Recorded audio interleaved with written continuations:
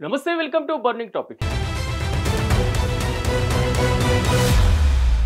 Social media మీద ban నేపాల్ను రణరంగంగా మార్చింది. అయితే యువతరం మొత్తం కూడా నేపాల్ పార్లమెంట్ను దిగ్బంధించారు. దీంతో ప్రభుత్వం దిగిరాక తప్పలేదు.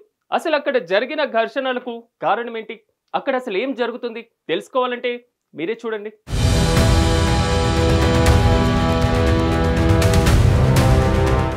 నేపాల్లో ఉద్రిక్త పరిస్థితులు నెలకొన్న విషయం తెలిసిందే. సామాజిక మాధ్యమాలపై ప్రభుత్వం నిషేధం విధించటాన్ని నిరసిస్తూ ఆ దేశ యువత చేపట్టిన నిరసన హింసాత్మకంగా మారింది. వేలాది మంది జనరేషన్ జెడ్ ఆందోళనకారులు కాఠ్మాండులో చేపట్టిన ఉద్యమం రణరంగాన్ని తలపించింది. ఈ నిరసనలో 20 మంది ప్రాణాలు కోల్పోయారు, 300 మందికి పైగా గాయపడ్డారు. ఈ ఉద్రిక్త పరిస్థితుల నేపథ్యంలో భారత్ అలర్ట్ అయింది. ఈ మేరకు నేపాల్లోని భారతీయులకు కీలక అడ్వైజరీ జారీ చేసింది.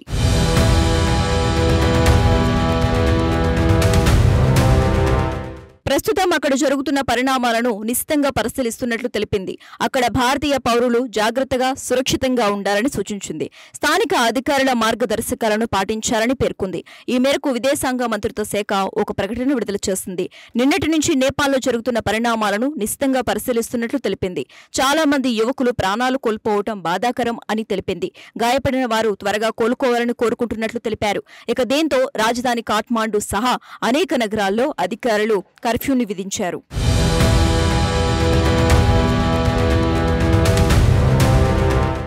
అసలు జరిగిన విషయం ఏమిటంటే, కమ్యూనికేషన్స్ సమాచార టెక్నాలజీ మంత్రిత్వ శాఖలో రిజిస్ట్రేషన్ చేసుకోని కారణంగా ఫేస్బుక్, ట్విట్టర్, వాట్సాప్తో సహా 26 సోషల్ మీడియా ప్లాట్ఫామ్లను నిషేధించాలని సెప్టెంబర్ 4న ఓలీ ప్రభుత్వం తీసుకున్న నిర్ణయం జనరేషన్ జెడ్ ఉద్యమాన్ని రగిల్చింది. రెగ్యులేటరీ నిబంధనల మేరకు తాము యాప్ల నిషేధ నిర్ణయం తీసుకున్నట్లు ప్రభుత్వం ప్రకటించగా, ప్రభుత్వ అవినీతిని ప్రశ్నిస్తున్న తమ గొంతులను నొక్కేందుకు చేపట్టిన సెన్సర్షిప్ చర్యగా యువజనులు ఆరోపిస్తున్నారు. ప్రభుత్వం ఇంటర్నెట్ సర్వీసులను అడ్డుకుని సోషల్ మీడియా యాప్లను నిషేధించినప్పటికీ జనరేషన్ జెడ్ ఉద్యమకారులు టిక్టాక్, రెడిట్ వంటి ప్రత్యామ్నాయ ప్లాట్ఫామ్ల ద్వారా వేలాది మంది యువజనులను సమీకరించారు.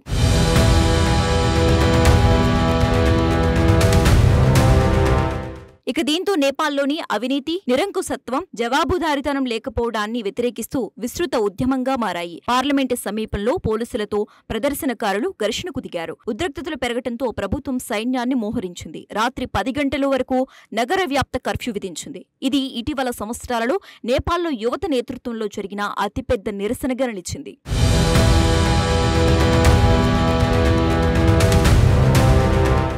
అసలు నిషేధం ఎందుకు విధించింది అంటే, ప్రభుత్వం ప్రకారం పార్లమెంటు కమ్యూనికేషన్స్, ఇన్ఫర్మేషన్ టెక్నాలజీ మంత్రిత్వ శాఖలో నమోదు చేసుకోవడంలో అలసత్వం చేయడంతో నిషేధం విధించింది. అధికారులు ఈ చర్యను నియంత్రణ విషయంగా చెబుతున్నారు. అయితే నిరసనకారులు దీనిని సెన్సర్షిప్, విమర్శనాత్మక స్వరాలను వినిపించకుండా చేయటానికి, భిన్నాభిప్రాయాలను అణిచివేయటానికి ఉద్దేశపూర్వక ప్రయత్నంగా భావించారు.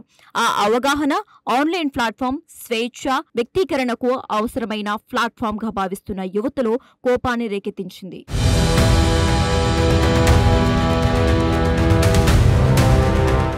ఇక నేపాల్ ప్రధాని కేపీ ఓలీ తన ప్రభుత్వ నిర్ణయాన్ని సమర్థించుకున్నారు.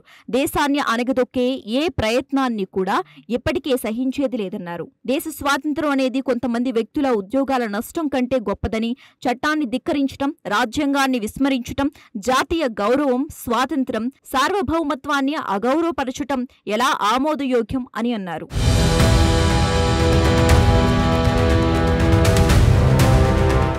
గత ఏడాది నేపాల్ సుప్రీంకోర్టు జారీ చేసిన ఆదేశాల ఆధారంగా ఆగస్టు 28 నుంచి 7 రోజుల పాటు సోషల్ మీడియా కంపెనీలకు రిజిస్ట్రేషన్ చేసుకోవడానికి మంత్రిత్వ శాఖ నోటీసులు జారీ చేసింది. కానీ గడువు ముగిసినప్పటికీ Facebook, Instagram, WhatsApp, YouTube, Google, X, Reddit, LinkedIn వంటివి ఏవీ కూడా దరఖాస్తు చేసుకోలేదు. నేపాల్ డిజిటల్ ప్లాట్ఫామ్లను వ్యతిరేకించడం ఇదేం తొలిసారి కాదు. జులైలో ఆన్లైన్ మోసాలు, మనీ లాండరింగ్ చేస్తున్నారంటూ టెలిగ్రామ్ను బ్లాక్ చేసింది. అంతకుముందు ఆగస్టు 2024లో నేపాల్ నిబంధనలు పాటించడానికి టిక్టాక్ అంగీకరించడంతో దానిపై విధించిన నిషేధాన్ని ఎత్తివేసింది.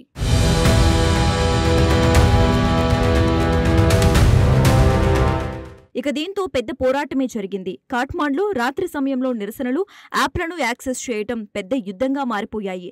ఈ ఉద్యమం ఇప్పుడు స్వేచ్ఛ, జవాబుదారీతనం, నేపాల్ ప్రజాస్వామ్య భవిష్యత్తు గురించి ఆందోళనలు వెల్లువెత్తాయి. రాజధాని వీధులు సమాధానం లేని ప్రశ్నను ప్రతిధ్వనిస్తున్నాయి. ప్రభుత్వం తన యువత డిమాండ్లను పట్టించుకునే పరిస్థితి ఉందా, లేకపోతే ఈ నిరసన స్వరాలు ఇంకా బలంగా పెరుగుతాయా అనేది వేచి చూడాలి.